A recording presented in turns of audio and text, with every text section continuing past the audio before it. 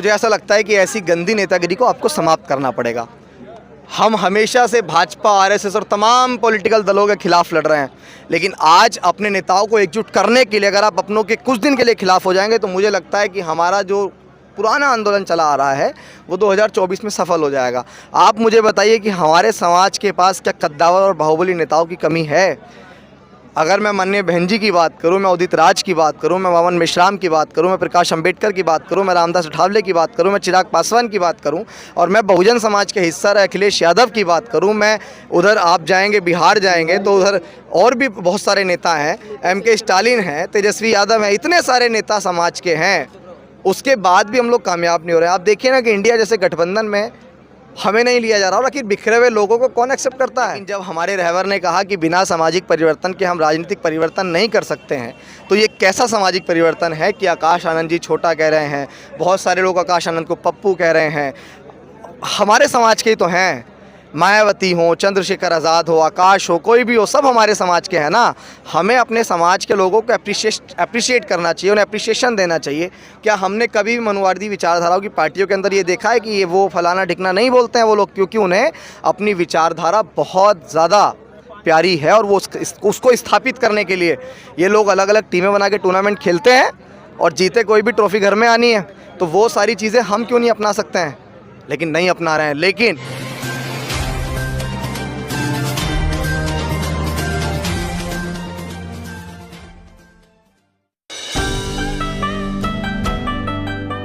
नमस्कार, आप देख रहे हैं NB न्यूज़ 24/7 नीलम बोध के साथ। साथियों, जब पूरे भारत देश में कहीं ना कहीं मिशन मूवमेंट को लेकर अफरा तफरी मची हुई है, उस कड़ी में हम देख रहे हैं कि बहुजन समाज के कुछ युवा घर से निकलकर हजारों किलोमीटर की यात्रा तय कर रहे हैं, और कहीं ना कहीं मन में एक संकल्प है, एक उद्देश्य को लेकर चल रहे हैं कि उस बहुजन आइडियोलॉजी को बचाने के लिए आज जो बहुजन समाज के तमाम नेता है, चाहे उसमें बहन जी हो, वामन मेश्राम हो, चंद्रशेखर हो या अन्य कोई भी हो, उसको एकजुट करने पर लगे हुए। तो इसी कड़ी में मेरे साथ में एक जाना माना चेहरा अभिषेक जाटव जी है, उन्हीं से जानने का प्रयास करूंगी। अभिषेक जी, जब आप जैसे युद्ध कहीं ना कहीं नौकरी के लिए संघर्ष करते हैं, अपनी आर्थिक संपन्नता के लिए संघर्ष करते हैं, उस समय में आप तमाम बहुजन नेताओं को एक झंडे, एक डंडे, एक बैनर के नीचे आने के लिए संघर्ष करते, तो क्या लगता है कहां तक सफलता मिल पाएगी? देखिए, मुझे लगता है कि ईमानदारी से किया हुआ संघर्ष कोई विफल नहीं होता है। जिस आंदोलन को लेकर डॉक्टर अंबेडकर फिर मान्यवर कांशीराम साहब सफल हुए, उस आंदोलन की शुरुआत करने वाले ज्योतिबा फुले वो बहुत काफ़ी लंबे समय पहले थे। ज़रूरी नहीं है कि अभिषेक के द्वारा शुरू किया गया आंदोलन अभी सफल हो जाएगा। मुझे ऐसा लगता है कि हमारा ये मानना है कि हम एक चिंगारी के रूप में साबित हो सकते हैं, क्योंकि बहुजन नेताओं को एकजुट करने की तमाम लोगों ने बात की, लेकिन ज़मीन पर उतर के प्रयास किसी ने नहीं किया।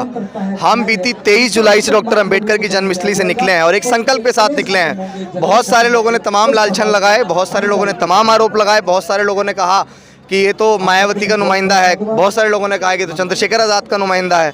मैं तथ्य के साथ कहता हूँ कि अगर मैं मायावती जी का नुमाइंदा होता तो वो तो एक ट्वीट पे चाहे तो सारे नेता एक मिनट में दौड़े भागे जाएंगे वहाँ, वो मेरे जैसे व्यक्ति को क्यों इस्तेमाल करेंगी?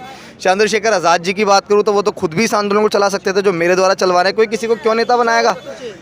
मैं सिर्फ इसलिए निकला कि फूले शाहू पेरियार, ललाई अंबेडकर और फिर मान्यवर कांशीराम साहब की जो आंदोलन था, जो सामाजिक परिवर्तन के साथ साथ व्यवस्था परिवर्तन का आंदोलन था, हम आज उसको देख रहे हैं कहीं ना कहीं वो पस्त हो रहा है, वो खत्म हो रहा है। और नौकरी की बात रही, जब इस देश में कॉन्स्टिट्यूशन नहीं बचेगा तो फिर मेरे जैसे नौजवान को नौकरी देने वाला कौन है? शायद मेरे जैसे नौजवान का जो समय है वो खप जाएगा, लेकिन आने वाली जो पीढ़ियों का भविष्य है शायद वो उज्जवल हो जाएगा। इसी वजह से हम लोग ज़मीन पे हैं और इसीलिए हम लोग संघर्ष कर रहे हैं। अगर मैं अपने भविष्य की चिंता करूं तो शायद आने वाले भविष्य की चिंता करने वाला कोई नज़र ही नहीं आ रहा है। सब अपनी अपनी पार्टी दल संगठन में मस्त हैं।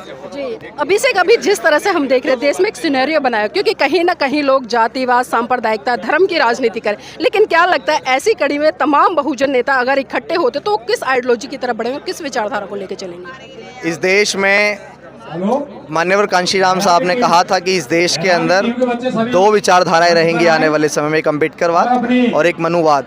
तो ऑब्वियसली हमें डॉक्टर अंबेडकर की जो विचारधारा है, समता मूलक समाज की स्थापना वो करना चाहते थे, वो इस देश में जाति विहीन समाज बनाना चाहते थे, उसी विचारधारा के साथ हम लोग आगे बढ़ेंगे। आज़ादी के 75 साल गुजरने जा रहे हैं और आज भी हम इस देश में अपना प्राइम मिनिस्टर नहीं बना सके, जिसके लिए डॉक्टर अंबेडकर ने 4 संतानें गंवा दी। वो विदेश पढ़ रहे थे, उनकी बीवी यहाँ चौका बर्तन कर रही थी, उपले पात रही थी।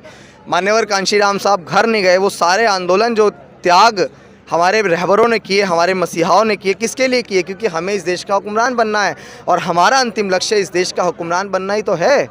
और जब हम उसकी तरफ क्यों नहीं बढ़ रहे हैं, मुझे समझ ही नहीं आ रहा।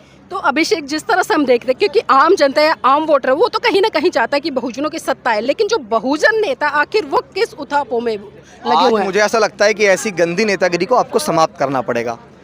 हम हमेशा से भाजपा, आरएसएस और तमाम पॉलिटिकल दलों के खिलाफ लड़ रहे हैं, लेकिन आज अपने नेताओं को एकजुट करने के लिए अगर आप अपनों के कुछ दिन के लिए खिलाफ हो जाएंगे तो मुझे लगता है कि हमारा जो पुराना आंदोलन चला आ रहा है वो 2024 में सफल हो जाएगा।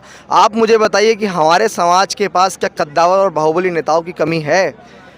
अगर मैं माननीय बहन जी की बात करूं, मैं उदित राज की बात करूं, मैं वामन मेश्राम की बात करूं, मैं प्रकाश अंबेडकर की बात करूं, मैं रामदास अठावले की बात करूं, मैं चिराग पासवान की बात करूं और मैं बहुजन समाज के हिस्सा रहे अखिलेश यादव की बात करूं, मैं उधर आप जाएंगे, बिहार जाएंगे तो उधर और भी बहुत सारे नेता हैं, MK स्टालिन हैं, तेजस्वी यादव हैं, इतने सारे नेता समाज के हैं, उसके बाद भी हम लोग कामयाब नहीं हो रहे। आप देखिए ना कि इंडिया जैसे गठबंधन में हमें नहीं लिया जा रहा और आखिर बिखरे हुए लोगों को कौन एक्सेप्ट करता है?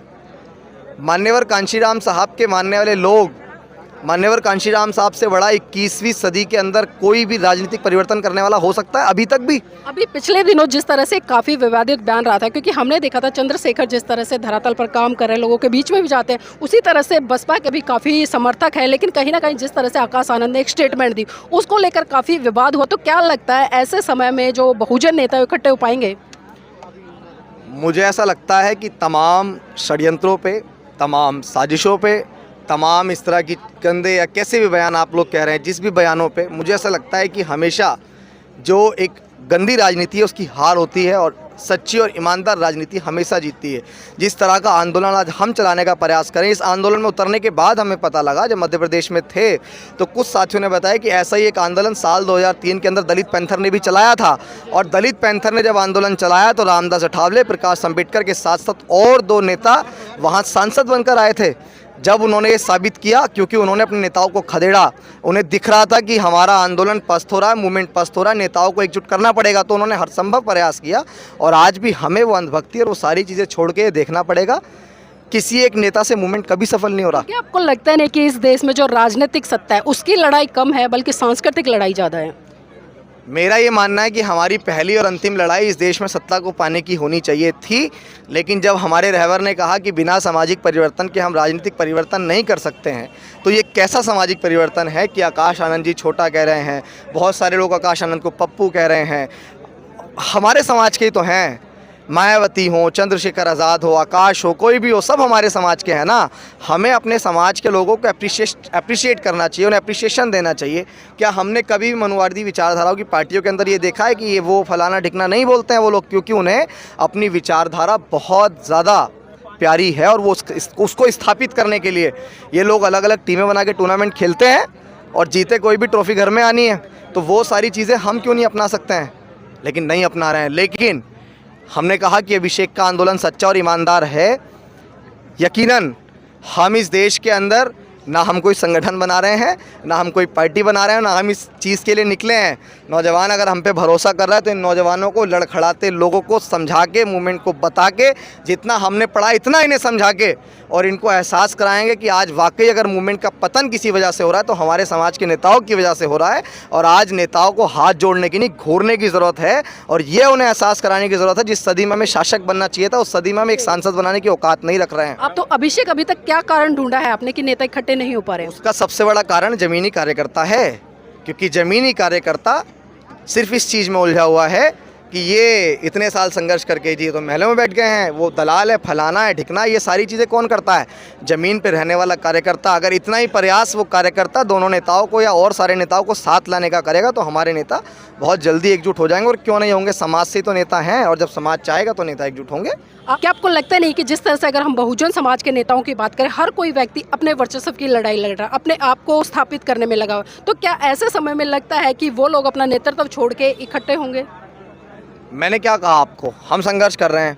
अभी मैं इस चीज़ की कल्पना नहीं कर सकता कि भाई कौन दल छोड़ेगा, कौन किस में विलय करेगा, कौन क्या नहीं करेगा। इन सारी चीज़ों को सोचने का ठेका मैं अभिषेक ने नहीं लिया है। अभिषेक को इतना नजर हो सकता है कि बहुत सारे बुद्धिजीवी मुझे ये आके बताएं कि हाँ ये आंदोलन इस तरीके से चल रहा है, लेकिन अभी तो मैं सच बताऊँ ईमानदारी से, अभी तो मैं खुद अनाथों की तरह वहाँ से निकला, एक नौजवानों की फ़ौज के साथ निकला। बहुत सारी जगह 2000 की भीड़ मिल गई, तो कहीं 100 लोग भी मिले जिन्होंने हमारे आंदोलन को समझा।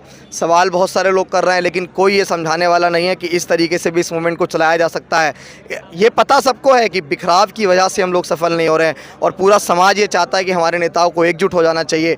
अगर मुझ में भी कोई कमी है, अगर मेरे से अच्छा इस मूवमेंट को, इस आंदोलन को कोई चला सकता है, तो अभिषेक अंतिम पंक्ति में खड़े होकर, आखिरी लाइन में खड़े होकर इस मूवमेंट का हिस्सा रहेगा, बशर्ते ये मूवमेंट सफल हो जाए। अभिषेक जी, जानना चाहूँगी, अभी जिस तरह से हम देख रहे हैं कि 2024 के चुनाव बहुत नज़दीक है और हर पार्टी अपनी अपनी तैयारियों में जुटी है, तो क्या लगता है अगर बहुजन समाज के नेता इकट्ठे नहीं हो पाते तो आगे आपकी क्या रणनीति आप रहेगी? नहीं की क्यों सोच रहे हैं? हमें तो एक ये पता सवाल है है ना। मैं अभी हुए नहीं, लेकिन अभी इलेक्शन आने में समय है, और हमें पूरी उम्मीद है कि हमारा आंदोलन इलेक्शन आने से पहले सफल होगा। तो हम नेगेटिव सोच नहीं रहे, हम पॉजिटिव सोच के चल रहे कि हमारे नेता ज़रूर एक होंगे, क्योंकि समाज से बड़ा ना नेता है, ना इस मूवमेंट से बड़ा नेता है। और जब पता लगेगा कि मूवमेंट खतरे में, और समाज उनको एहसास कराएगा कि समाज आपको खदेड़ना शुरू कर देगा अगर ये मूवमेंट बिखर गया, क्योंकि इस मूवमेंट की वजह से समाज आपको नेता मान रहा है, तो हम सफल ज़रूर होंगे, क्यों नहीं होंगे। अभिषेक, जाते जाते एक आखिरी सवाल लेना चाहूँगी। पिछले 2 महीने से लगातार आप पैदल यात्रा कर रहे हैं, महाराष्ट्र से शुरू की है, उत्तर प्रदेश तक, मध्य प्रदेश से शुरू की है, तो ये यात्रा कहाँ रुकेगी? और अभी तक जिन लोगों से, खासकर जो यूथ आपके साथ में जुड़ रहा है, कैसा रिस्पॉन्स है? ज़मीन पर जब हम पहुँचे हैं तो हमने एक ही क्राइसिस देखा है कि आज समाज के अंदर बड़ा क्राइसिस है, कि मैंने अभी मंच पे भी वो बात बताई थी कि पिता जो है वो मायावती जी की बात कर रहा है, और बेटा जो है वो चंद्रशेखर आज़ाद की बात कर रहा है। ये 2 भागों में समाज हमें बंटता हुआ नज़र आ रहा है, और इनके साथ साथ अगर हम देखेंगे तो और भी बहुत सारे नेता, उनके पीछे भी एक बड़ा हुजूम है। और जब हम इन सबको इकट्ठा कर लेंगे, समर्थन की बात ऐसी है, पूरा समाज ये चाहता है कि नेता एकजुट हो जाए, लेकिन वर्तमान समय में नेता ये नहीं चाह रहे हैं कि हम एकजुट हो जाए, जिससे समाज भी एकजुट हो जाएगा। लेकिन बहुजन समाज के तमाम जो लोग हैं, जो जागरूक लोग हैं, वो एक एलिगेशन लगाते हैं, वो चंद्रशेखर को कहते हैं कि आरएसएस का एजेंडा। वहीं दूसरी तरफ बहन जी पर ये एलिगेशन लगाते हैं कि वो कहीं ना कहीं अंदरूनी से भाजपा को समर्थन ऐसे कर रही है। लोगों ने ही मूवमेंट का बेड़ा गर्क किया हुआ है। अपने नेताओं के अंदर अगर कोई कमी भी है तो उसको ऑन मीडिया आके इस बात को मत बताओ। अगर अपने नेताओं के अंदर कमी है तो अपने नेताओं को सुधारने का प्रयास करो। अगर उनकी कमियों को करके वाद विवाद कटाक्ष करोगे, एक नेता की अनभक्ति करोगे, तो एक नेता से ना मूवमेंट सफल होगा, और न एक नेता से हम सामाजिक परिवर्तन के साथ साथ व्यवस्था परिवर्तन कर पाएंगे। अपनी शायरी के माध्यम से हमारे दर्शकों को और खासकर बहुजन समाज के लोगों को ये संदेश देता कि वो एक झंडे, एक डंडे और एक बैनर के नीचे आकर 2024 में सत्ता की तरफ बढ़ सके। जो बीत गया है कल वो आज नहीं होता। सबसे ऊंचा उड़ने वाला पक्षी सिर्फ बाज नहीं होता, और जिस कौम के नौजवान संघर्ष नहीं करते उस कौम के सर पे कभी ताज नहीं होता। और आज नौजवान संघर्ष कर रहे हैं, हमारे सर पे ताज भी जरूर आएगा।